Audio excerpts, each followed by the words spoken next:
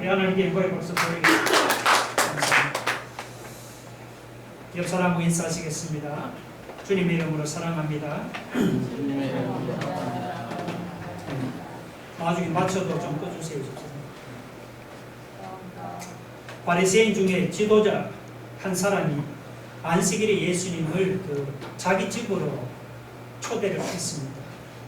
유대인들은 안식일에 만찬을 베풀고 남을 이렇게 초대하는 풍속이 있었습니다. 이 사람도 안식일에 큰 만찬을 베풀고 예수님을 초대했습니다. 저명한 바리새인 지도자가 주님을 자기 집으로 초대했다는 사실만 놓고 보면 이 바리새인이 참 친절하다고 생각할 수도 있지만, 그런데 사실은 이 바리새인이 예수님을 초대한 것은 친절한 초대가 아니었습니다. 자, 여러분 1절 한번 보세요. 안식일에 예수께서 한 바리새인 지도자의 집에 떡 잡수시러 들어가시니 그들이 엿보고 있더라 했습니다. 그들이 엿보고 있더라. 그러니까 바리새인 지도자는 예수님에게서 무슨 고속거리가 없는지 엿보려고 초대했습니다. 예수님 앞에 진수성찬을 가득 차려놓았지만 사실은 주님을 시험하는 자리였습니다. 바리새인의 이런 불순한 의도를 예수님이 모르는 바가 아니었어요.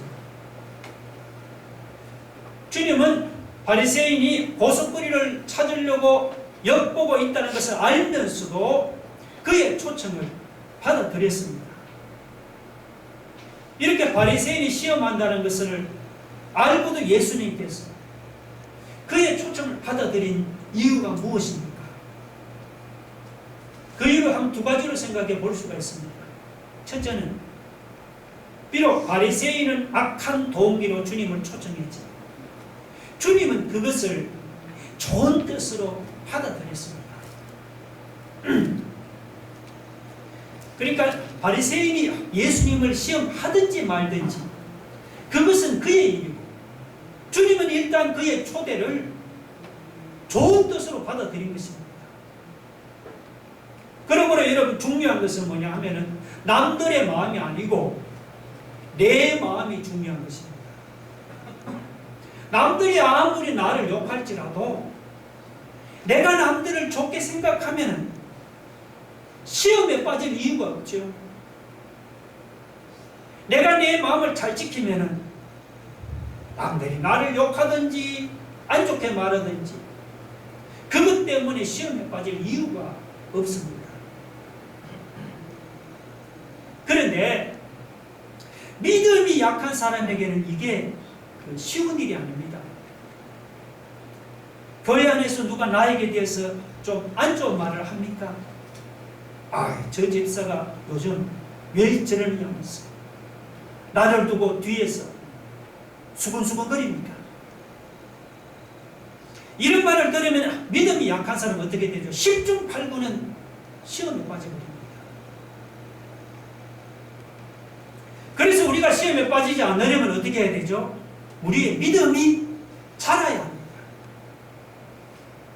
믿음 있는 사람들은 남이 나를 욕한다고 그것 때문에 시험에 들지 않습니다.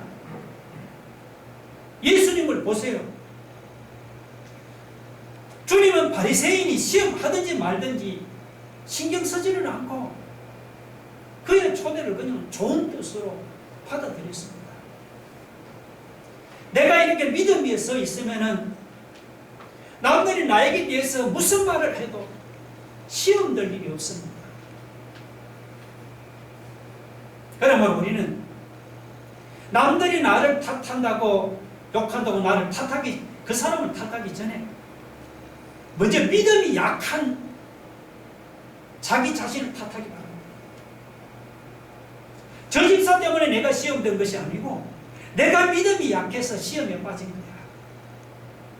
이렇게 생각하고 연약한 내 믿음부터 여러분이 견고하게 세워나가기를 바랍니다. 내 믿음이 견고하게 세워지면 남들이 나에게 대해서 무슨 말을 해도 그것 때문에 시험에 빠지지 않고 거뜬하게 이겨나갈 줄로 믿으시기 바랍니다. 둘째로 주님은 당신을 시험하는 이 악한 바리새인의 영혼까지도 사랑했습니다. 여러분이 만약에 고속거리를 찾으려고 엿보고 있는 자리에 초청을 받았다면 그 초청을 받아들이겠습니까? 저라면 아마 그런 초청을 받아들이지는 못합니다. 그런데도 예수님은 당신을 고소할 거리를 찾으려고 엿보는 이런 악한 바리새인들의 초청 거절하지를 않고 받아들였습니다. 만약에 이 바리새인의 의도가 악하다고 그의 초청을 거절해 버리면은 여러분, 이 바리새인의 영혼은 어디서 구원받을 수가 있겠습니까? 이 바리새인의 악한 초청도 거절하지 않는 주님의 모습에서 우리는 당신을 시험하는 악인들의 영혼까지도 사랑하는 그런 주님의 모습을 우리가 발견하게 됩니다.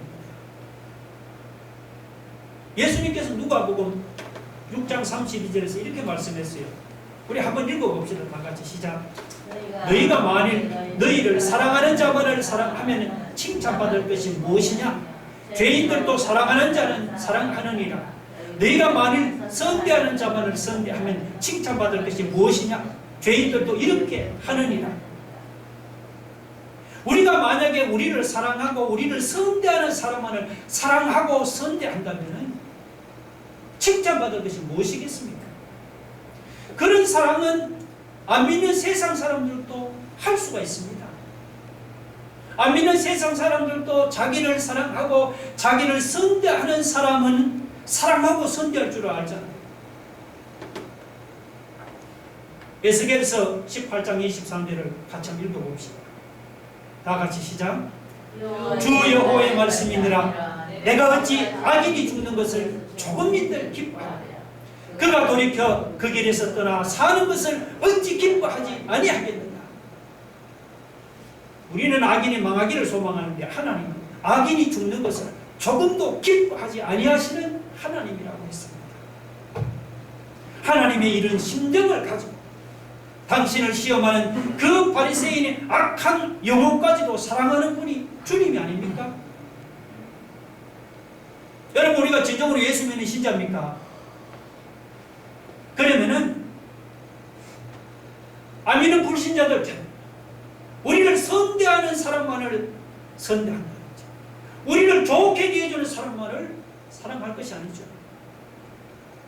우리가 예수 믿는 신자라면은 악인들까지도 사랑하는 그 하나님의 심정과 우리 주님의 심정을 가질 수 있기를 바랍니다. 그래서 우리를 시험하라고 이렇게 엿보는 이런 악한 사람들의 영혼까지도 우리가 포기하지 말고 용납해주고 받아주고 품어주는 이런 사랑의 사람이 되기를 주의 이름으로 축원합니다. 아멘.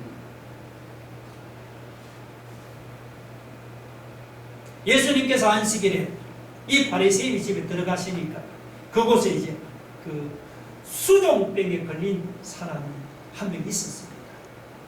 자, 이 수종병은 어떤 병인가 하니까 손발이나 혹은 배에 물이 차서 그렇게 퉁퉁 붓는 그런 병이고 간이나 신장에 이상이 생기면은 이런 병이 생긴다고 합니다.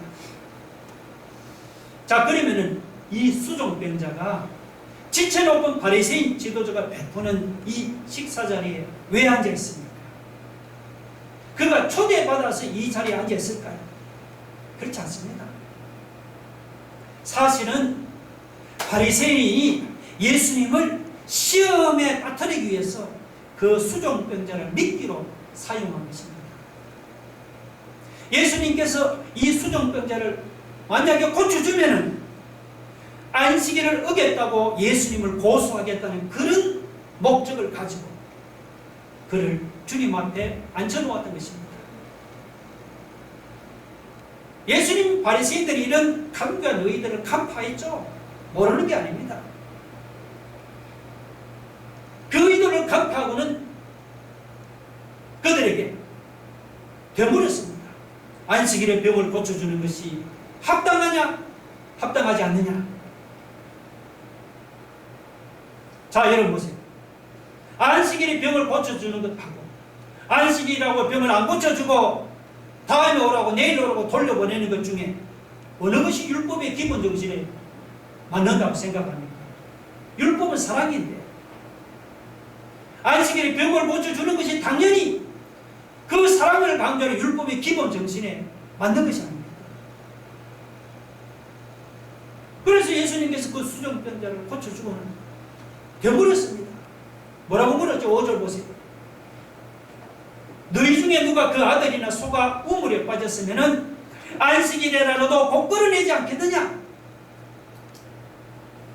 바리새인들은 자기 아들이나 혹은 자기가 기르는 소가 우물에 빠질 때는 안식일이라도 즉시 가서 건져냈습니다. 그러면서도 이 수정병 사람, 든 사람, 안식일이라서 병을 고쳐줄 수가 없다니 이게 말이 되는 소리입니까?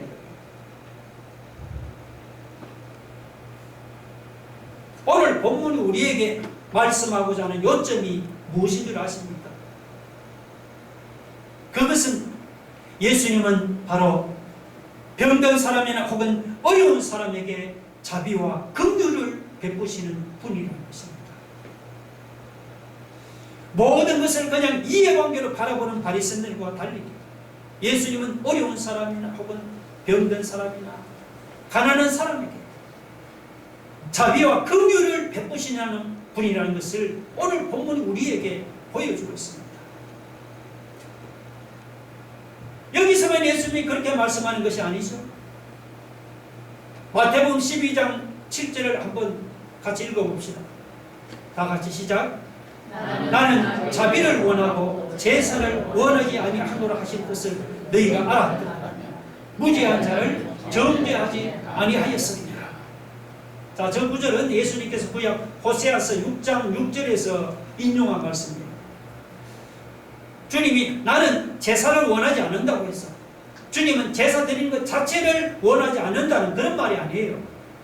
다만 이것은 형식적인 제사나 형식적인 예배를 주님이 원하지 않는다는 그런 말입니다. 이런 형식적인 제사나 바리새인들처럼 이런 형식적인 예배보다는 차라리 자비나 긍휼을 원하신다는 말입니다. 생각해 보세요. 사람이 배에 물이 차서 죽어가는데 안식일이라고 내일 오라고 하면은 여러분 그게 안식일을 잘 지키는 거예요? 아니죠. 그것은 형식적으로 안식일을 지키는 것이지 진짜 안식일을 잘 지키는 것이 아니죠. 그것은 자비와 긍휼을 저버리는 잘못된 처사입니다. 여러분 예수님은 어떤 분입니까? 마태복음 12장 20절을 같이 봅시다. 우리 잘 아는 구절이죠. 다 같이 시작. 상한 갈대를 꺾지 아니하며 꺼져가는 심지를 끄지 아니하기를 심판하러 이길 때까지 하는 일. 예수님은 상한 갈대같이 약한 인생도 꺾지 아니하시고 꺼져가는 심지같이 소망 없는 인생도 끄지 아니하시고 자비와 긍휼이 풍성하신 분입니다. 혹시 우리 중에 수종병 걸린 사람이 있습니까? 병든 사람이 없습니까? 상한 갈대같이 마음에 이런저런 상처를 가지고 살아가는 사람이 없습니까?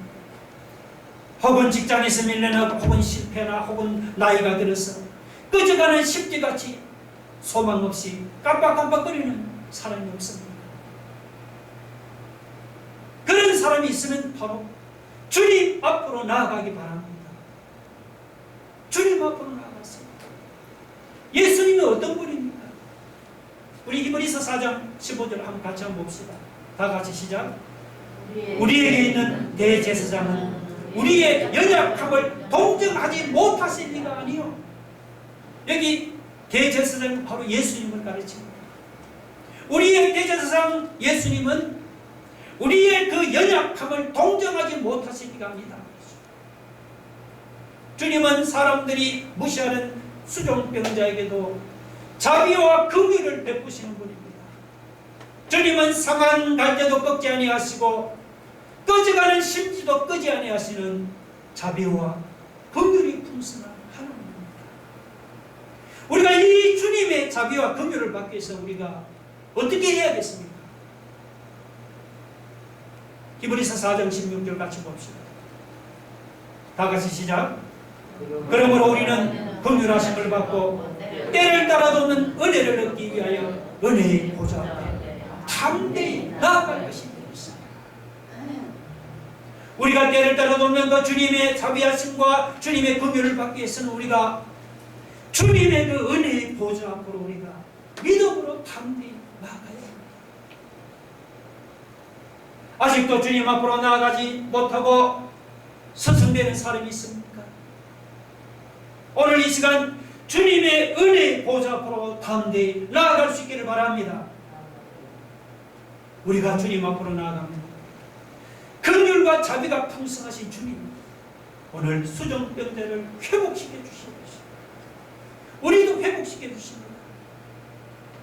우리가 주님의 은혜의 보좌 앞으로 우리가 담대히 나아가면 상한 갈대가 된 연약한 심령도 꺼져가는 심지같이 소망하는 인생도 주님의 크신 긍휼과 자비 안에서 새롭게 회복되는 은혜의 역사가 나타날 줄로 믿으시기 바랍니다.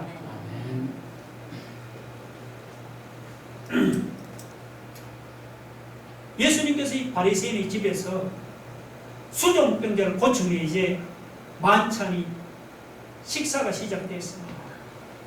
자, 근데 식사가 시작이 되니까 초대받은 사람들은 그냥 서로 높은 자리에 앉으려고 다투었습니다. 그걸 보시고는 예수님께서 비유 하나를 말씀했죠.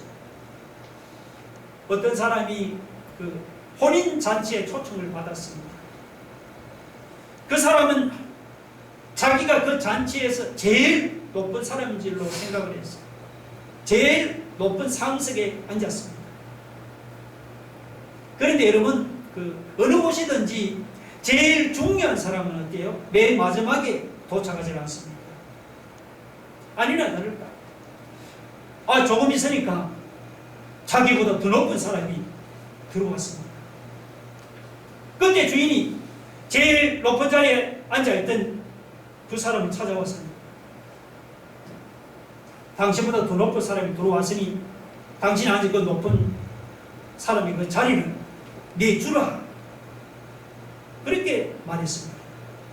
그러니까 먼저 그 높은 자리에 앉아있던 사람은 말이죠. 얼마나 창피합니까? 일어나서 그냥 얼굴을 붉히죠. 제일 그냥 끝자리로 쫓겨났습니다. 이 겸손과 관련해서 예수님께서 우리에게 주시는 교훈이 두 가지가 있습니다. 잘 아는 것이죠. 첫째는 사람이 겸손하지 않으면 부끄러움을 당한다는 것입니다. 수치를 당한다는 것입니다. 여러분 구절을 보면 겸손하지 못하고 자기가 교만하게 그 높은 자리를 택한 사람, 나중에 자기보다 높은 사람에게 자리를 내주고는 얼굴을 붉히면서 제일 끝자리로 쫓겨나가는 그런 수치와 부끄러움을 당하지 않았습니다. 반대로 두 번째, 사람이 겸손하면 높아진다는 것입니다. 10절을 보면은 겸손하게 끝자리에 앉은 사람, 주인이 그를 불렀어요. 높은 자리에 앉게 하지 않았습니까? 11절도 뭐라고 하죠? 무릇 자기를 높이는 자는 낮아지고 자기를 낮추는 자는 높아지리라고 했습니다. 예수님만이 그렇게 말씀하는 것이 아닙니다. 성경을 읽어보면은 모든 성경이 다 그렇게 말씀하고 있습니다. 성경은 사람이 교만하면 낮아지고 멸망당한다. 교만하게 자기를 높이는 사람을 하나님께서 낮추시고 대적하신다. 반면에 사람이 겸손하면 어떻게 해요? 존귀하게 되고 영광을 얻고 높아진다. 겸손하게 자기를 낮추는 사람에게는 하나님 은혜를 주신다고 그렇게 말씀하고 있습니다. 실제로 성경을 보면은 교만하다가 낮아지고 겸손하다가 높아진 사람이 수도 없이 많이 나옵니다. 그 중에 두 가지 한 경우만 한번 살펴보겠습니다. 먼저 교만의 대명사는 누구냐 하면 그 바벨론의 느부갓네살 왕을 들 수가 있습니다. 느부갓네살 왕이 자기 나라가 강성해지니까 마음이 심히 교만해졌습니다. 어느 날 왕궁 지붕 위에 올라가서 그 바벨론 도성을 내려다보고 있습니다. 자기가 이 모든 것을 내가 이것을 다 이루었다. 그렇게 막 자랑을 했습니다. 느부갓네살 왕이 그렇게 교만하게 자랑하다가 어떻게 됐습니까? 다니엘 4장 33절 나오죠. 한번 읽어볼까요? 다 같이 시작. 바로 그때 이 일이 나 느부갓네살에게 응함으로 내가 사람에게 쫓겨나서 소처럼 풀을 먹으며 몸이 하늘 이슬해졌고 머리털이 독수리 털과 같이 자라 손톱은 새 발톱과 같이 되었더라. 바로 이때 그래서 교만하게 자기가 왕궁 도성을 보면서 이 모든 걸 내가 이루었다고 막 자랑하는 그 순간에 바로 그때 말입니다. 느부갓네살 왕이 이렇게 교만하다가 그는 왕위에서 쫓겨났어. 소처럼 풀을 뜯어먹는 그런 신세로 맞아졌습니다. 반면에 겸손이 되는 사람들은 우리 잘 아죠. 사도 바울을 들 수 있잖아요. 바울이 얼마나 겸손한 사람인가 하니까 바울이 처음에 다메섹에서 주님을 만난 후에 처음에는 자기를 뭐라고 소개를 했느냐 하면 예수 믿고 난 뒤에 만삭되지 못하여 남자다. 그렇게 8개월짜리다. 이렇게 자기를 소개합니다. 그 다음에는 나는 사도 중에 가장 작은 자다. 그렇게 자기를 낮추었습니다.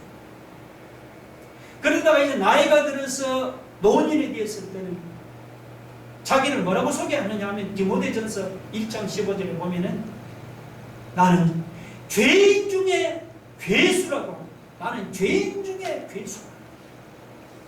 그러니까 바울의 겸손은 어떡하죠? 예수 믿고 나이가 들수록 점점점 더욱더 깊어졌습니다. 만삭되지 못하여 나다. 참 이것도 부족한데 나는 사도 중에 가장 작은 자다. 나중에 가서 나는 그냥 괴수 중에 괴수다. 여러분 바울이 이렇게 겸손하게 자기를 낮추었더니 어떻게 됐습니까? 정말 사람들로부터 만삭되지 못한 자 취급을 받고 죄인 중에 괴수라고 놀림을 당했습니까? 아니잖아요. 하나님은 이렇게 겸손하게 자기를 낮추던 바울을 어떻게 했죠? 사도들 중에 가장 위대한 사도로 높여주셨잖아요. 이처럼 겸손하게 자기를 낮추는 사람은 높아지게 됩니다. 교만하게 자기를 높이는 사람은 낮아지게 되어 있습니다. 이것이 하나님의 법칙입니다. 그런데도 사람들은 이게 잘 안 되잖아요. 저를 포함해서 우리 모두가 이 겸손할 줄 잘 모르잖아요. 할 수만 있으면 교만하게 자기를 높이려고 하잖아요. 좀 돈이 좀 있으면 돈이 더 막 잘난 척을 하고 지위가 좀 올라가면 조금 올라가면은 그냥 지위가 높다고 막 거들먹거리고 말이죠. 배워서 뭐 박사가 되고 지식이 있고 교수가 되면 지식이 있다고 자랑하고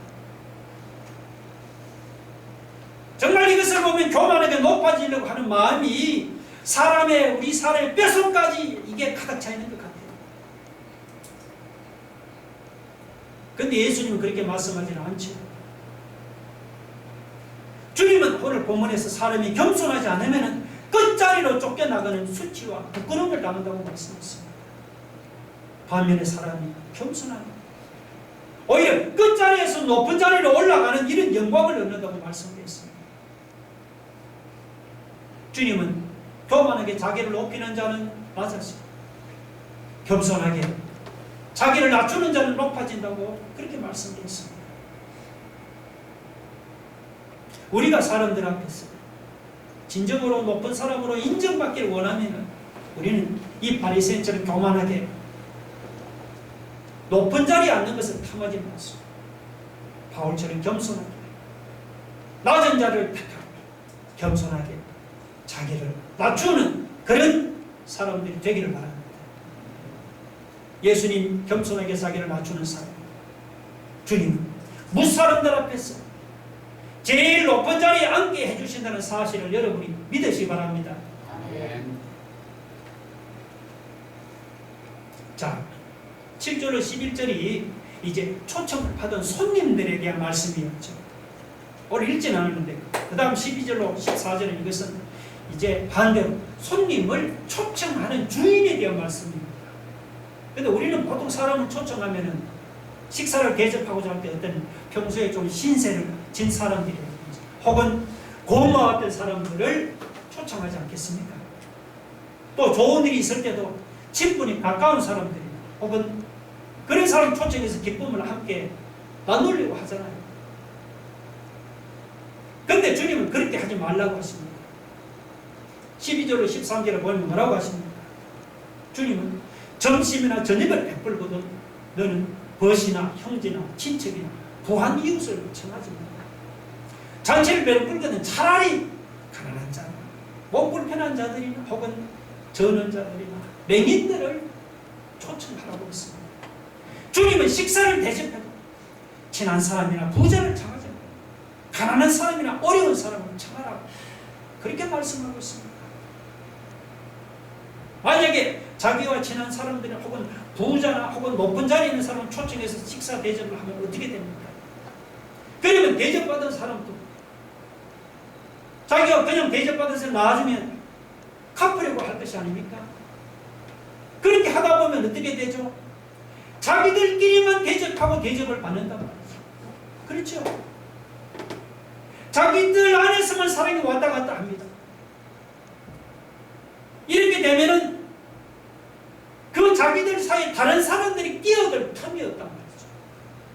이런 것을 뭐라고 하느냐면 이런 것을 여러분 속된 말로 패거리 사랑이라고 합니다. 패거리 사랑.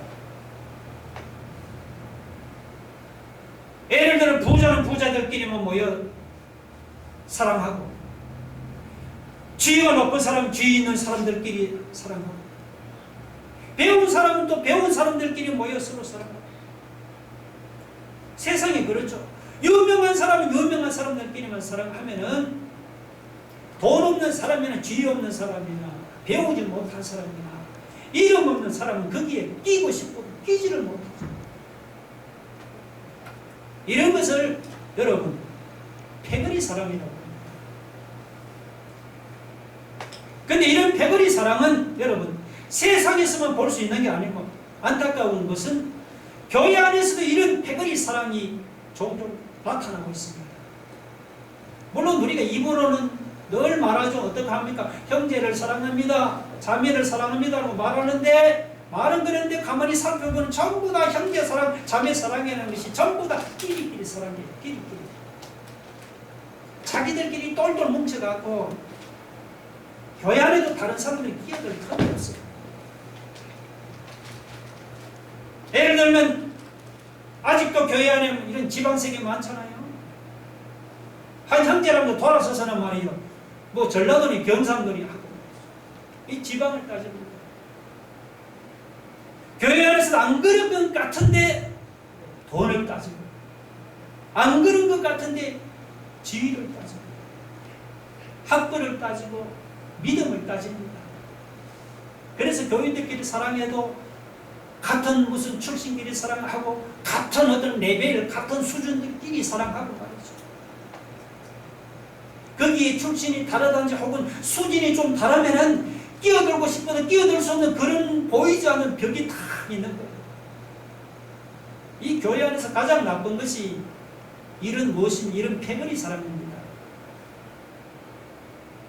이렇게 끼리끼리 패거리 사랑하면 어땠으면 그러면 자기들끼리는 막 대접해주고 뭐 집사님 권사님 하고 대접받으면서 사랑이 깊어지고 우위가 깊어져서 좋을지 모르지만 그러나 거기에 미치지 못하는 사람이나 혹은 가난한 사람이나 혹은 어려운 사람 뭐 대접을 받아도 대접해 줄 것이 없습니다. 그런 모임에 끼고 싶어도 낄 수가 없는 거예요. 예수님 지금 그걸 책망하는 것입니다. 그래서 예수님은 그렇게 끼리끼리 대접하고 사랑하는 그런 패거리 사랑을 하지 말라고 하시는 것입니다. 대접을 해도 너 가난한 사람이나 못 불편한 사람이나 저는 사람이나 맹인들을 초청해서 대접하라. 13절에 그 말씀 아닙니까? 잔치를 베풀고는 차라리 가난한 자들과 못 불편한 자들과 저는 자들과 맹인들을 청하라. 여기서 이 가난한 자들이나 혹은 못 불편한 자들이나 저는 자들이나 맹인들은 이들은 어떤 사람? 이들은 대접을 받아도 갚아줄 능력이 없는 사람들 아닙니까? 주님 말씀은 대가를 바라고 대접하지 말라는 거예요. 세상에는 안 그러죠. 세상에는 밥 공짜 먹으면 뒤에 그 반대 거꾸가 다 있잖아요. 다 있어요. 근데 그렇게 하지 말란 말이야. 대접해도 갚아줄 능력이 없는 사람에게 대접하라. 사람이 이렇게 대가 없이 대접하고 베풀면 세상에서는 받을 상급이 없죠. 그러나 세상에서는 받을 상급이 없죠.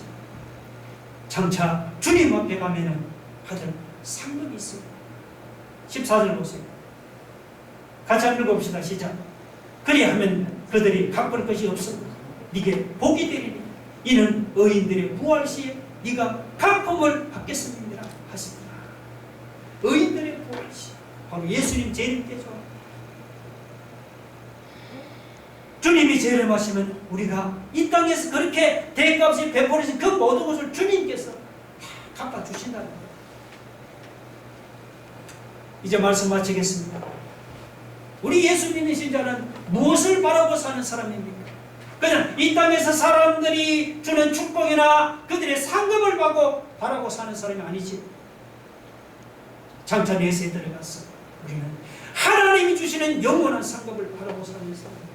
우리 예수 믿으신 자입니다. 여러분 그 사실 믿습니까? 그러면 우리는 앞으로 사랑을 해요. 여러분 끼리끼리 패거리 사랑을 하지 마세요. 대접을 해도 대가를 바라지 말아요. 사랑을 해도 오늘 말씀처럼 갚아줄 능력이 없는 그런 사랑을 대가 없이 대접하고 사랑합니다. 그럼 이 땅에서 받을 상급은 없죠. 우리가 장차 주님 앞에 설 때 하늘의 큰 상급을 받게 될 줄로 믿으시기 바랍니다. 우리 한번 다 같이 두 손을 모아서 하나님께 기도하겠습니다. 여러분 끼리끼리 패거리 사랑은 다른 사람들에게 끼어들 틈이 없다 그렇게 말씀합니다. 사람이 교만하면 부끄러움을 당하지만 겸손하면 높아진다. 우리가 다 아는 그런 말씀. 주님은 긍휼과 자비를 베푸는 분. 주님은 악한 초청도 받아주시는 분이라 했습니다. 우리가 그분을 본받아서 우리도 악한 사람이 영혼까지 포기하지 말고 받아주고 우리가 때를 따라 돕는 그 주님의 자비하심과 긍휼을 받기 위해서 오늘 이 시간도 은혜의 보좌 앞으로 담대히 나아갑니다. 주님 이 시간 우리가 겸손히 낮아지기를 원합니다. 우리가 대접을 하고 사랑을 해도 끼리끼리 패거리 사랑이 아니고 주님 말씀처럼 정말 갚을 능력인 그런 사람들을 대접하고 사랑하고 이런 주님의 사랑을 본받기를 원합니다. 다같이 한번 통수로 한번 기도하겠습니다. 할렐루야. 하나님 오늘 주께서 말씀